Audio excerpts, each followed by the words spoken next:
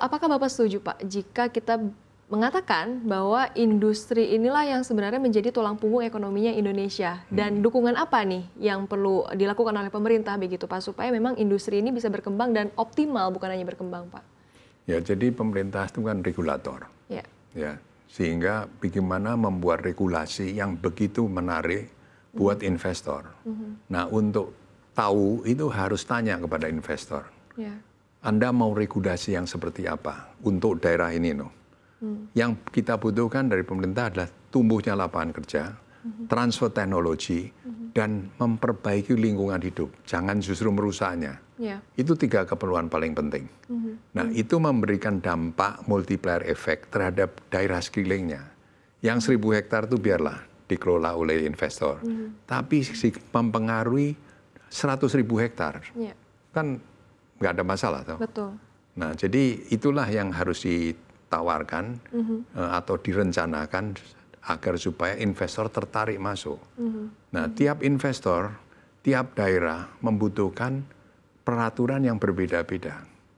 Jadi kalau kita bikin kawasan ekonomi khusus, itu tidak boleh khusus semuanya sama, ya khusus gitu kan. Nah, beda-beda, setiap daerah punya karakternya. Beda-beda. Misalnya ya, di Morotai sama di Kendal, ya peraturan beda dong. Karena yang ini 2.500 km dari Jakarta, yang Morotai. Belum ada infrastruktur apa-apa. Jadi harus diberikan satu peraturan insentif yang demikian menariknya. Sehingga si investor bilang, oke, saya bangun infrastruktur. Untuk 100 tahun rugi nggak apa-apa. Tapi sudah bisa menikmati infrastruktur yang bagus dan kepastian hukum selama 100 tahun. Misalnya, pajak misalnya 100 tahun juga tax free. Ya. Itu baru orang kan mau datang. Terus ada perlindungan dari pemerintah, dari keamanan dan kemudian juga kemudahan-kemudahan yang lain, sehingga orang itu sangat tenang untuk berinvestasi selama 100 tahun. Karena biaya yang infrastrukturnya luar biasa besar kan, meskipun bertahap ya. Betul. Nah, Morotai itu kan sangat strategis, ada di timur Indonesia, dekat sama Filipina. Yang dulu di zaman Perang Dunia Kedua dipakai oleh General MacArthur untuk menyerang Jepang. Kalau bagus buat perang, sangat strategis buat perang, pasti strategis buat dagang. Ya kan? Karena itu daerah logistik yang istimewa. Udah itu ditambah lagi ikannya banyak, ikan tuna. Tapi infrastrukturnya sayang ya Pak ya, belum siap. Sumber daya manusianya kurang, yang harus didatangkan dari Pulau Jawa atau daerah lain yang di daerah timur kan juga banyak yang penduduknya mana bisa dididik di Morotai. Baik. Jadi perlu perencanaan yang baik. Baik, berarti langkah awalnya sebetulnya harus tahu dulu nih apa ya, kekuatan utama dari si daerah tersebut tuh apa. Betul. Dan betul, itu harus dilakukan bersama. Dan rakyatnya sudah siap belum? Kalau rakyatnya sudah bilang ini daerah saya miskin, tolong dibantu pemerintah. Nah, itu harus segera kan. Tapi kalau rakyatnya tenang-tenang, nggak perlu apa-apa di situ, ya kita juga nggak usah buru-buru kan.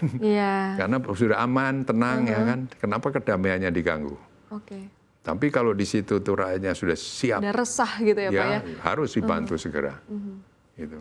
Oke, baik Pak, kita bergeser sedikit soal inisiatif ramah lingkungan dan juga keberlanjutan nih Pak.